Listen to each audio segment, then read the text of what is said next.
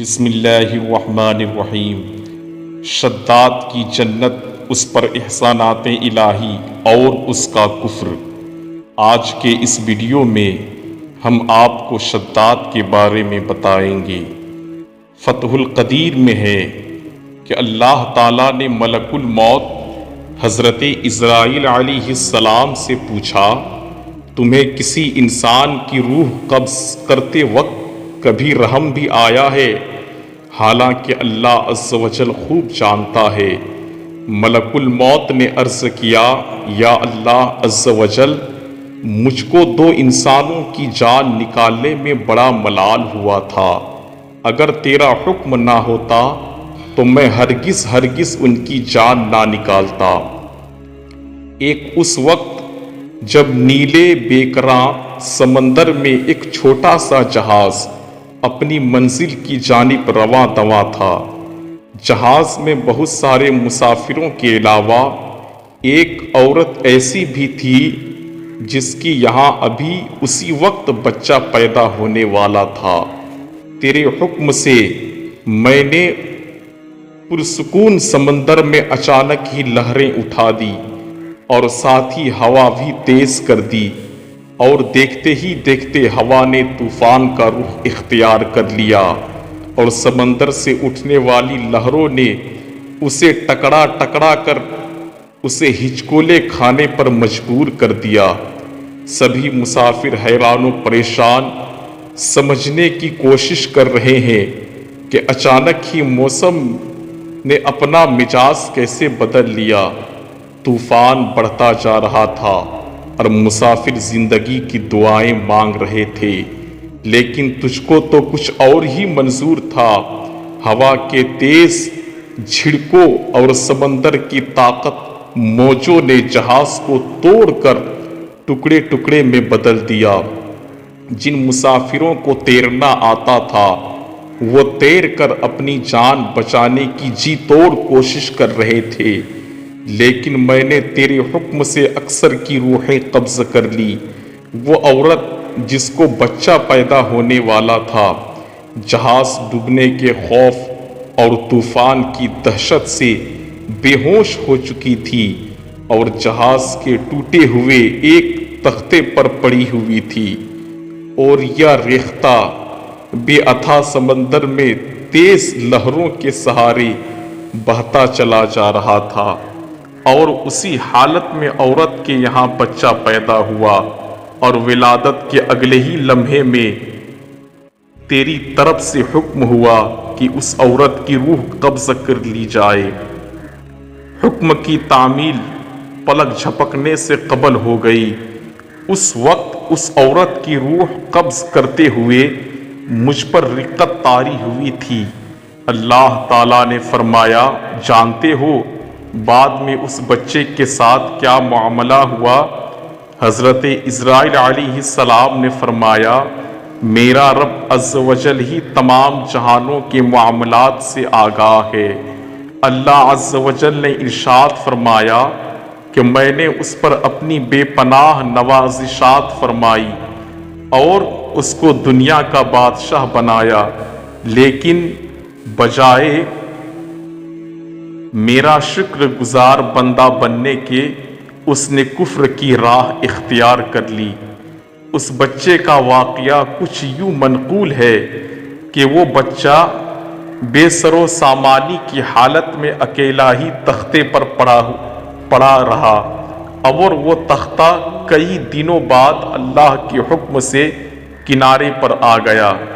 کنارے پر موجود ایک مچھرے نے جو یہ دل سوز نظارہ دیکھا کہ ایک بچہ تختے پر پڑا کنارے کی طرف آ رہا ہے اور ایک عورت اس پر مری پڑی ہے، تو اس نے لپک کر بچے کو اٹھا لیا اور میت کو وہیں قریب میں زمین کھود کر دفن کر کے بچے کو اپنے ساتھ گھر لے آیا۔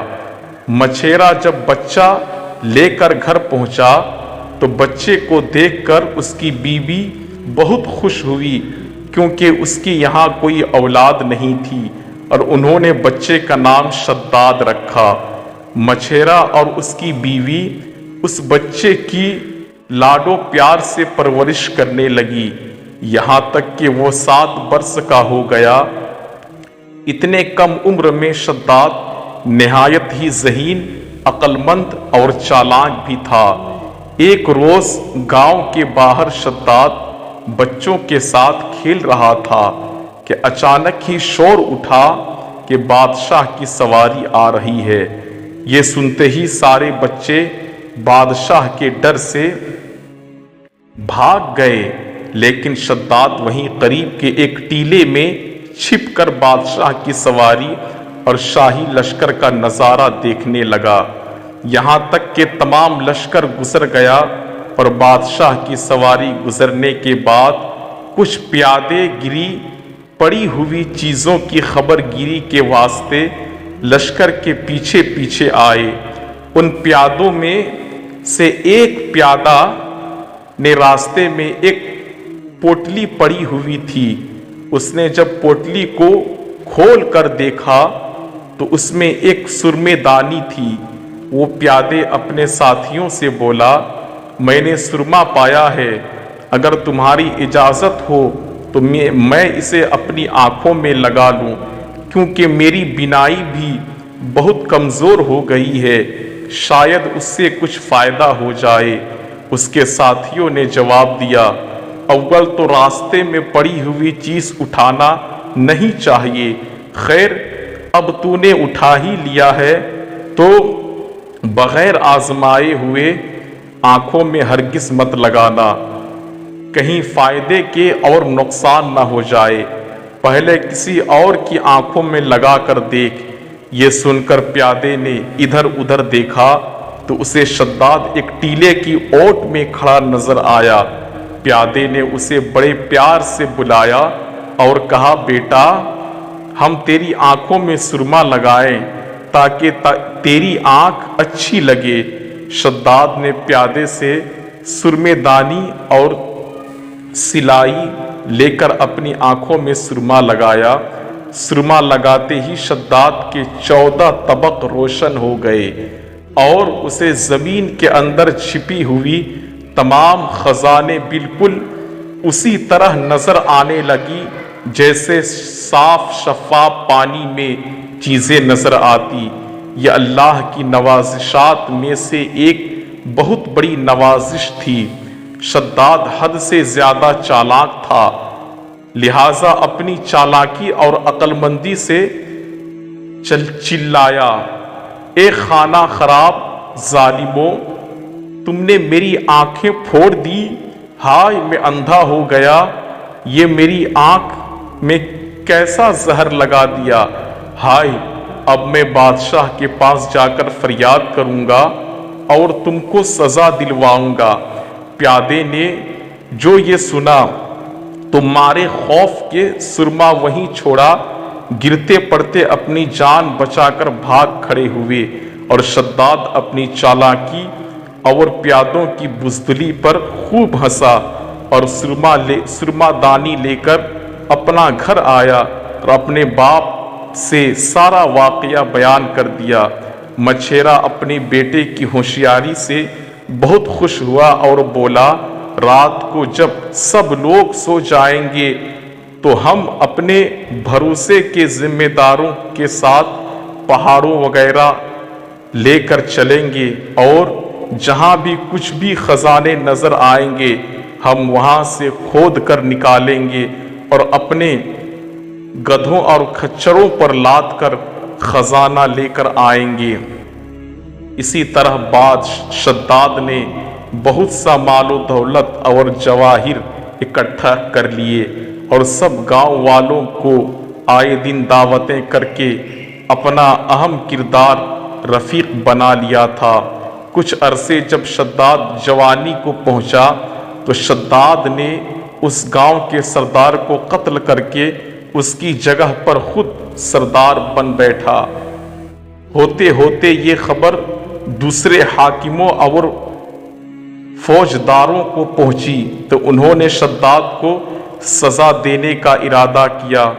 اس سے پہلے کہ وہ کچھ کر گزرتے، شداد نے بھی اپنی ایک فوج تیار کر لی اور ان حاکموں اور فوجداروں سے مقابلہ کیا اور اپنی ذہانت اور بہادری سے سب حاکموں کو ایک ایک کر کے ہلاک کر دیا۔ اور اس طرح سے بڑھتے بڑھتے شداد زمین کے بڑے حصے پر قابض بن کر اس بادشاہ بن بیٹھا، اور سارے جہان کے حاکم، امراء اور سردار اس کے مطیع و فرما بردار ہوئے۔ شداد نے بے پناہ خزانے جمع کر لیے تھے اور اپنا لشکر اس قدر وسیع اور مضبوط بنا لیا تھا کہ ہر طرف اسی کا حکم چلتا تھا۔ اپنی طاقت اور بہترین حکمت عملی کے ذریعے شداد نے اپنی سلطنت کو کمال عروج بخشا تھا، اور روئے زمین کے کسی انسان کو اتنی طاقت نہیں تھی کہ اس کا مقابلہ کر سکے۔ بے پناہ خزانوں اور مال و دولت، وسیع و عریض سلطنت، عظیم الشان لاؤ لشکر اور اپنی ذہانت و طاقت کی وجہ سے شداد اب غرور اور تکبر میں مبتلا ہو گیا تھا، اور اس نے دعوی خدائی کر ڈالی۔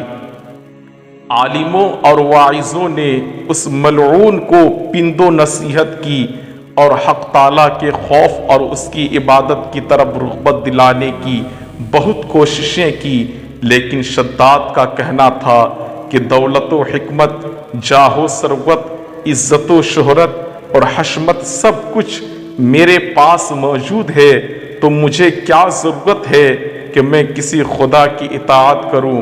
علماء ربانی نے سمجھایا کہ یہ سب ملک و دولت فانی ہے، اللہ تعالیٰ کی عبادت و اطاعت کرو گے تو وہ تمہیں جنت عطا کریں گے جو اس دنیا سے کروڑواں درجہ بہتر ہوگی۔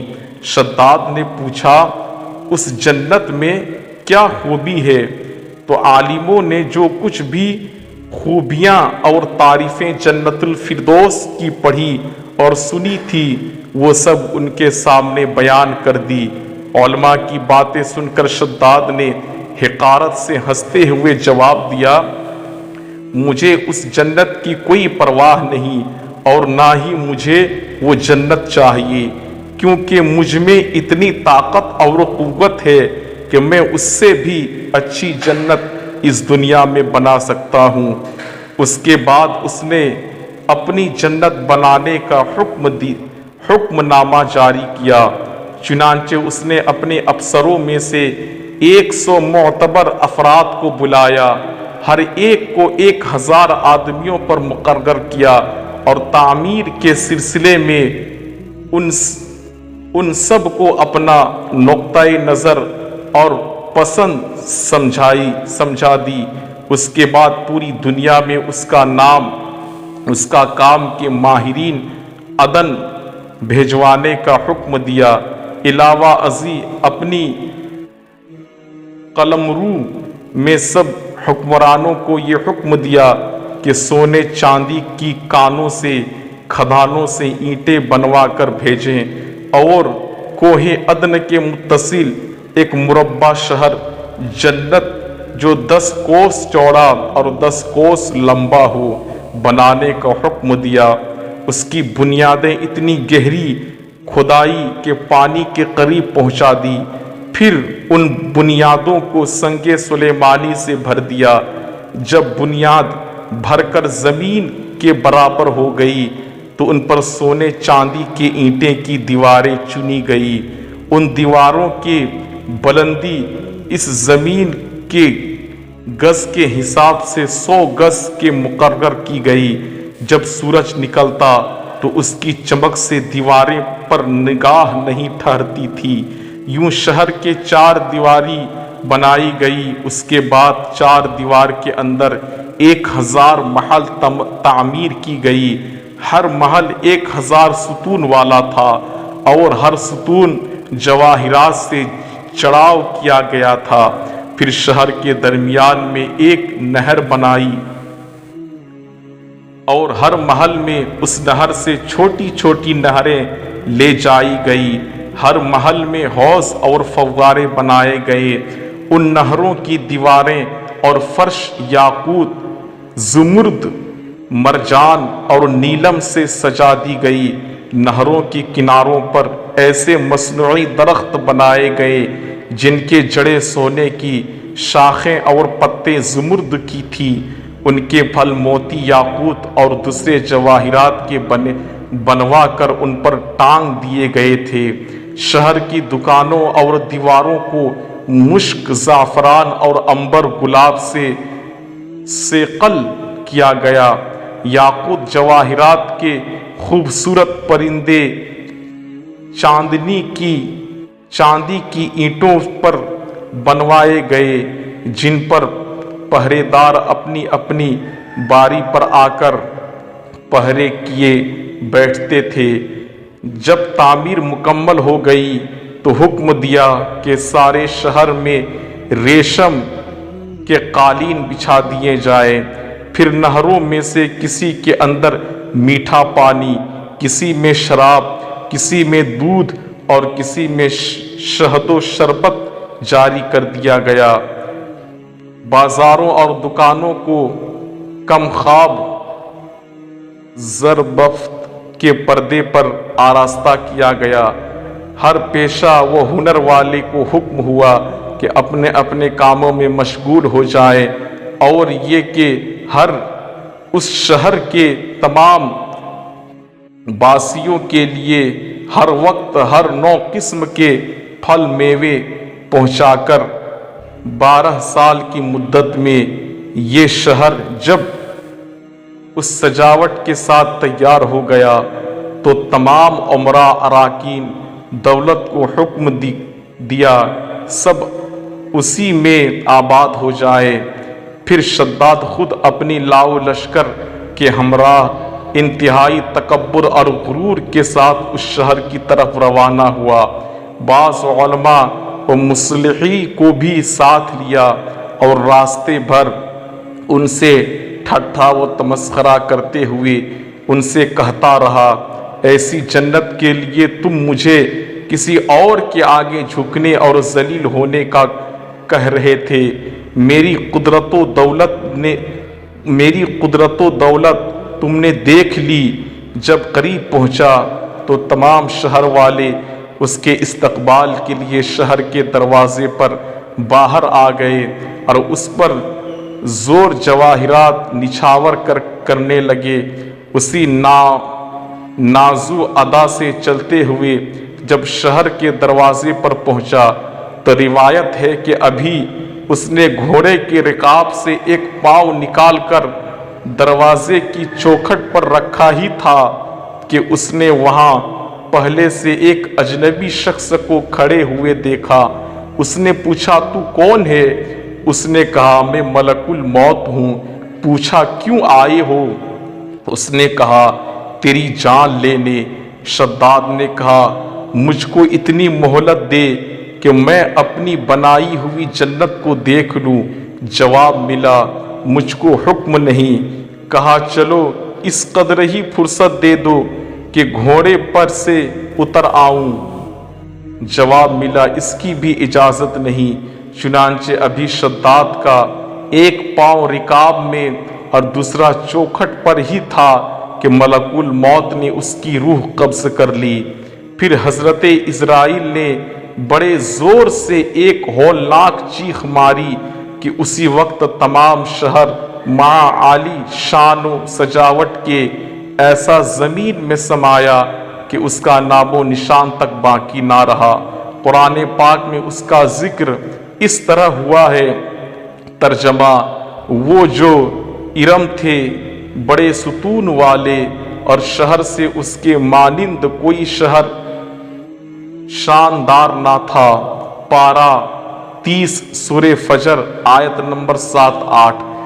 شداد اور اس کی جنت کا انجام معتبر تفاسیر میں لکھا ہے کہ بادشاہ اور اس کے لشکر کے ہلاک ہونے کے بعد وہ شہر بھی لوگوں کی نگاہ سے اوجھل کر دیا گیا، مگر کبھی کبھی رات کے وقت عدن اور اس کے ارد گرد کے لوگوں کو اس کی کچھ روشنی اور جھلک نظر آتی ہے۔